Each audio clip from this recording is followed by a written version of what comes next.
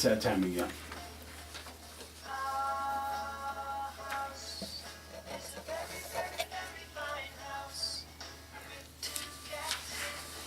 I saw a video the other day on Facebook or something, bullying cats.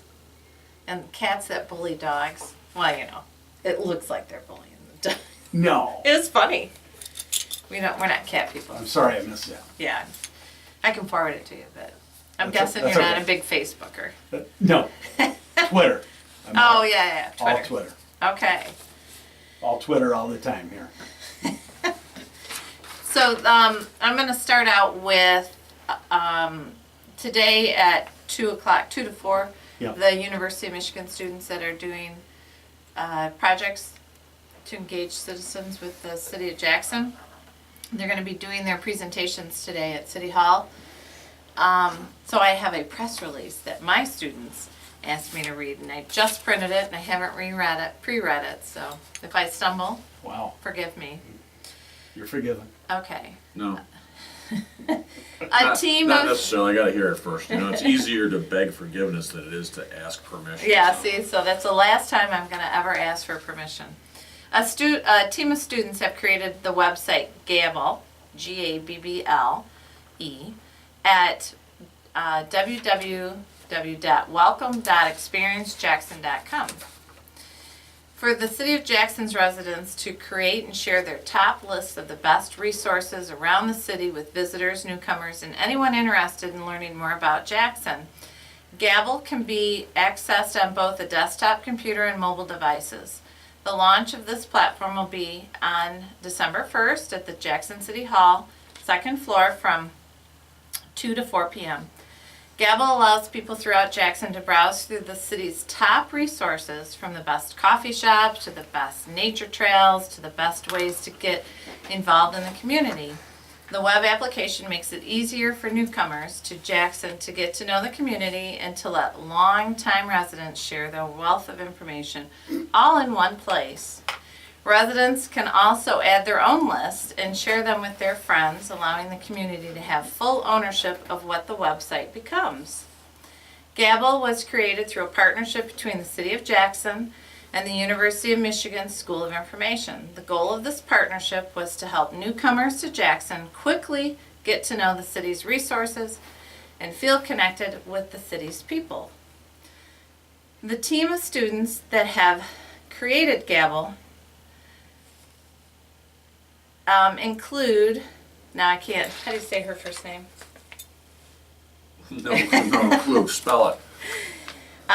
Jackie will know.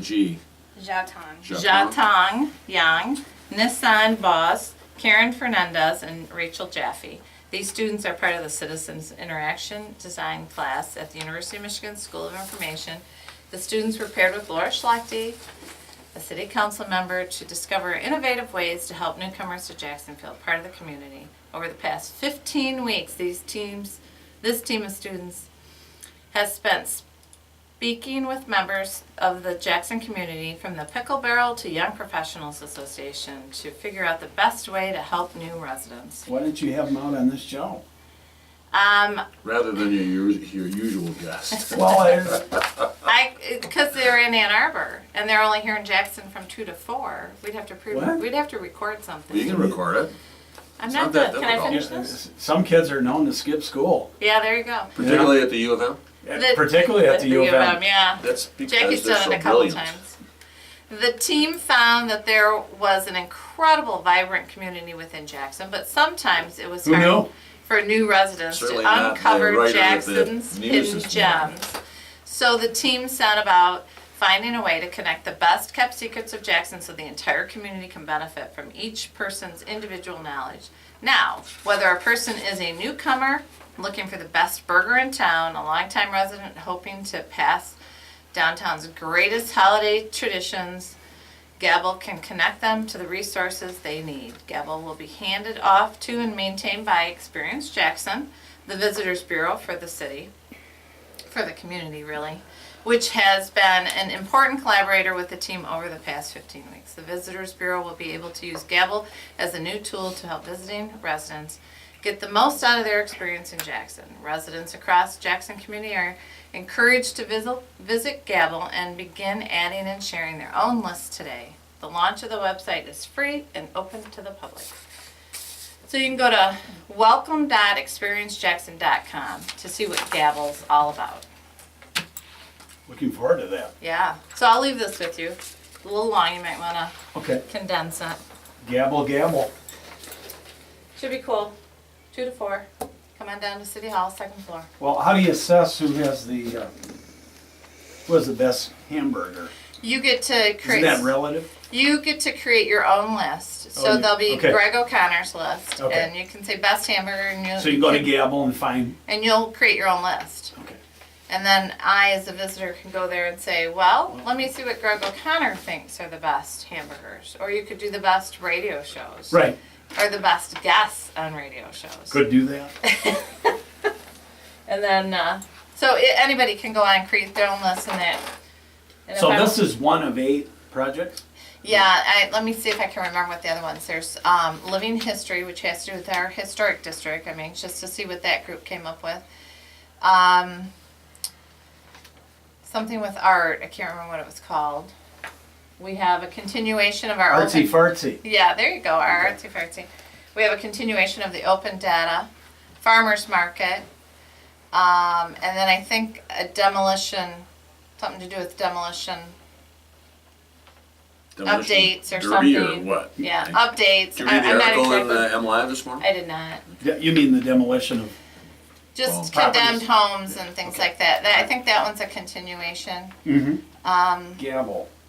And then my group, and then there's step by step, a health one. I think that was 8 that I just listed. I didn't keep track. So those will all be, They'll all be presented today. It'd be really, you should send somebody down from the radio station. we should, yeah. Or I'll interview people for you. I won't even charge you. How's that? Okay. So like Jay the intern on the old Jay I'll be Leno Jay show? the intern, Laura the intern. There you go. All right. I'll read this while you start talking about your topic. No, actually, the topic I want to talk about first was on Thanksgiving Day, my children, and they decided to do an exercise challenge because my wife touts me as being an exercise-aholic, and so they were going to do an exercise challenge don't think it with had me anything to as do the with him at benchmark. And so we're all on Map My Fitness, and the challenge goes until the 27th. December 27th, our December Christmas 27th. dinner. And even though it's a contest between our family, or with our family members, I'd invite anybody else that wants to go on Map My Fitness, friend me, and you can sort of participate on the side as an ancillary participant in this exercise challenge. But you go to Map My Fitness, create an account, and then friend myself, Bill Schlechte, Laura Schlechte, Jackie Austin, Emily Schlechte, Adam Schlechte, Ted Austin, or Danny Austin, Jonathan Larson, any one of those people, they're all What's part of Michael's this last challenge. Brennan. Megan Brennan. All right? Yeah. Did you get all those? Yeah, Oh, so that's it's recorded, so you kinda can go fun. to think know- Jack, no, think realestate.com. They always I'm chide me. confused. I'm About still the amount of trying to wrap exercise. my head around Gabble. Oh, there you go. And artsy See, you know fartsy. what? We could start a Gabble list of the best exercise. Yeah, but this is a real estate show. Yeah. How about the best Well, real Laura estate? likes to think of it as a lifestyle show. Well, yeah, that's true. Yeah. Where was that duck sound coming That's, from? that's Greg's fault. Oh, it's behind me. Oh. There's ducks in the studio. I think they're calling me. All right, so Oh my what do you want to gosh. talk about, Laura? I You name it. go for Your it. program, not mine. You said something about premise liability. We had talked, I don't know, 3 Yeah, or there 4 was weeks somebody ago. said something yesterday that if they tripped, oh, there was a sign down across the sidewalk in the city. They go, if I trip and fell, I go, open and obvious. You can't, I mean, if there's a sign across the sidewalk in the city, they can't sue, and they trip on it, they can't sue the city. Well, they can sue the city because it falls under the defective highways exemption from governmental immunity. They can sue, but whether or not they win is going to depend upon whether the hazard was open and obvious, whether or not there are any special aspects. That's what we were talking about, I think, 3 weeks ago.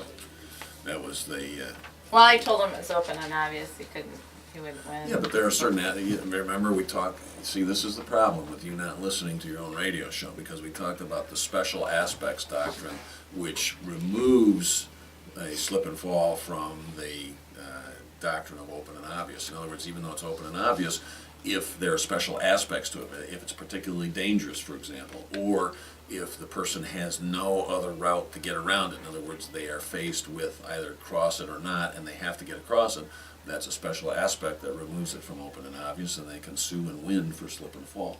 But there's another part to premises liability that we didn't touch on at all, and that you also have to discuss in the context of people who get injured on somebody else's property, and that's the status of the person who's on the property. There are three categories of people who come onto your property. There are trespassers, people who are there without permission, who have no right to be there and are simply trespassing, and there's what the law has developed as to what the level of duty is that is owed to someone who's a trespasser. So we had someone on our property Well, yesterday. let me finish just the other categories, and then you can ask the question. Okay. How's that? The second category is a licensee. That's a person who is on your property, not a trespasser. They're there with your permission, but they're there for a non-commercial or non-business purpose. In other words, there's no pecuniary or economic benefit to the owner. There's a separate standard owed to that person. And then the third category is that of what's known as a business invitee, or simply an invitee.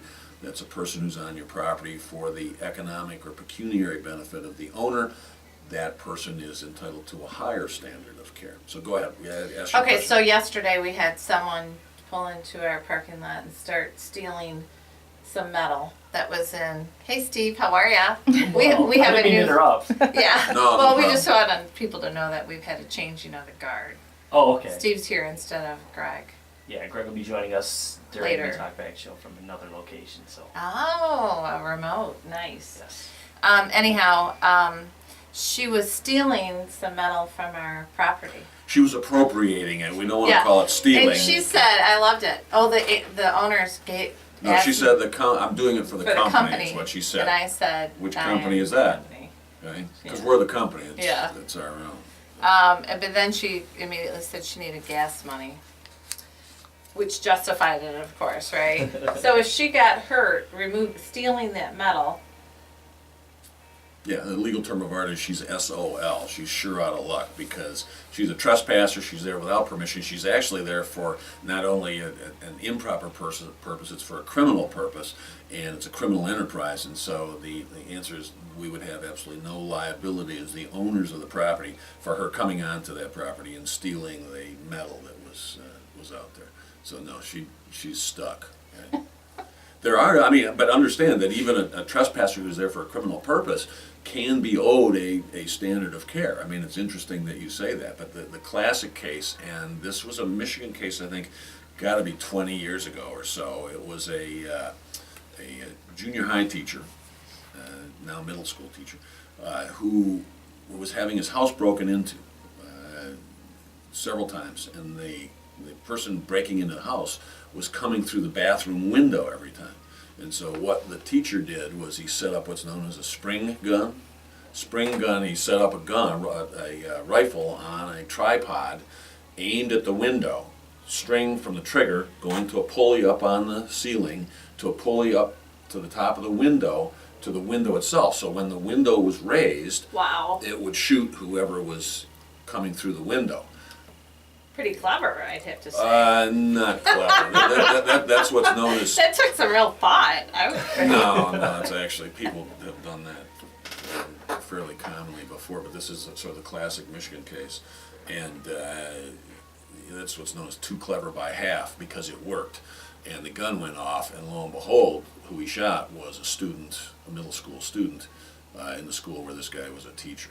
And it was injured. The kid was injured. I don't think he was killed, and ended up suing the owner on the basis that even though he's a trespasser, even though he was there for a criminal purpose, that was using deadly force to protect property, because it was set up so that it would go off when the teacher wasn't there, when the house was unoccupied. And the court, in fact, held that you cannot use that deadly force in this instance, even though it's a criminal coming onto the property, because you're only protecting property, you're not protecting life and limb, and the teacher was held liable. So even if it's a trespasser, you have certain duties. There's another classic case of up in the Upper Peninsula. One of the things that happens all the time is somebody from downstate buys a tract of land in the UP. Used to be for deer hunting when they actually had deer in the Upper Peninsula. There aren't so many up there now. But they buy a tract of land in the UP, and up there everybody just snowmobiles and four wheels across everybody else's property. They sort of treat it as their own. And in this particular case, the downstate owner put a chain across the entrance, across the trail, not even an entrance, but across a snowmobile trail. Didn't mark it with flags, didn't do anything else. And of course, snowmobiler comes through, decapitates it. I knew you were gonna say something gory. Yeah, Yeah. decapitates the snowmobiler, and the family now sues for wrongful death. And they win because he's now set up a hazard, knowing that people were trespassing on the property, knowing they were snowmobiling across the property, and setting up a hazard, an unreasonable hazard to cause injury to individuals who, although trespassers, he had no right to do.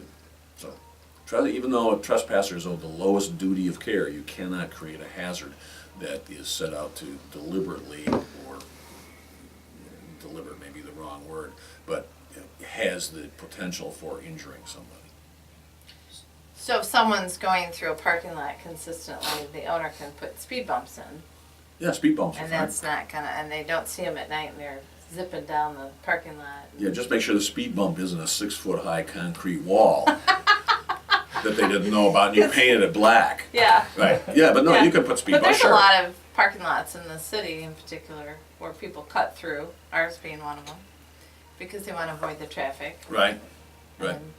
And if there's nothing there now and you add something, You can still put speed bumps. A speed bump isn't creating any sort of unreasonable hazard, et cetera, particularly if you're driving at a normally safe speed. particularly in our parking lot that's full of potholes anyways. Farther down it is, you're right.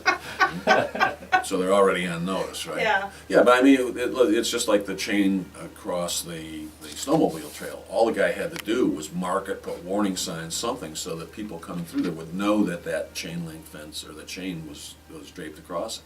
And so that's how you warn people of it. It's kind of like anything that's sticking out of your car that exceeds the length of the car. Don't you have to put a flag on the back end of it? So Yeah, but that has to do with highway issues. Okay? Well, right, That but I actually has to mean- do with traffic laws if it's a wide load and all those sorts of things. But you would do that normally if you've got a two by four, would a 12-foot snowmobiler length. see a flag on a chain? I mean, they're zipping along. At least it's some kind of warning, or you do something to warn about it, whether or not the flag itself is enough, or you put a great big red flag on it so that they in fact see it. Put a stop sign in the middle of the trail. Put something up in advance. There yeah. was a kid that I went to school with that ran into a barbed wire fence while he was snowmobiling.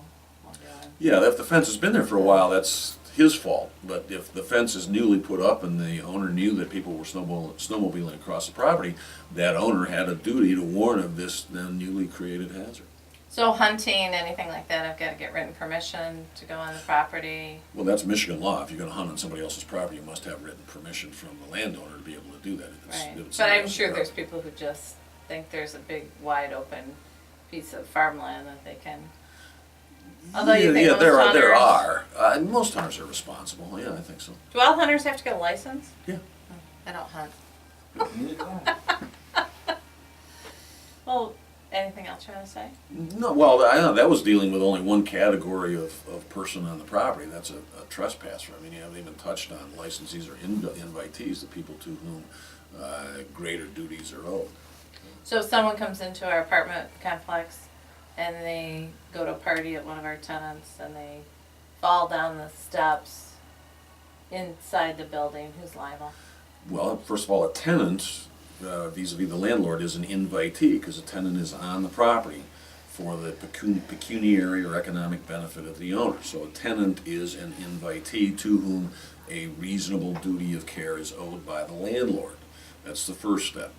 A person who is a guest of a tenant, even though that person is a licensee on there for no business purpose of the tenant, nevertheless, Michigan courts have held that the guest of a tenant is an invitee to whom the landlord owes a reasonable duty of care with respect to the common areas controlled by the landlord. I think we're about out of time here, Yeah, so we are. you might want to, we can continue this conversation at a different time. You're probably also going to want to talk about, maybe next week, the MLive article on the demolition program. I'll have to read it first. Well, You're gonna talk about it on your show? Will Forgrave makes Maybe the a little point. Will Forgrave makes the point that they're 3 years into the program, but you know, I look at that. I read that article this morning, and I'm sitting there, and I like Will, but you know, people are looking for instant gratification, and 3 years is not enough time No, to and view it, to find out what the true economic impact is of the program. So I think it's a little bit premature, but we can talk about it next week. Right. I have a new listing at Western Schools, 2511 South Parma Road. This is a great ranch home with a basement, 129.9, 3 bedrooms, 2 baths, and it's 1840 square feet. Large. That doesn't include the basement, it's not finished. It's got a living room, family room with a fireplace. The kitchen opens to the family room, 3 bedrooms, 2 full baths. Great house. Western Schools, 129.9. And then 411 West Morale, which is a very cool 2-story. In fact, a house right across the street was demoed. And it looks a hell of a lot better, let me tell you. You want to see instant improvement in value. 66,000. It's a 4-bedroom, 2 full baths, over 2,200 square feet with a detached garage, fenced yard.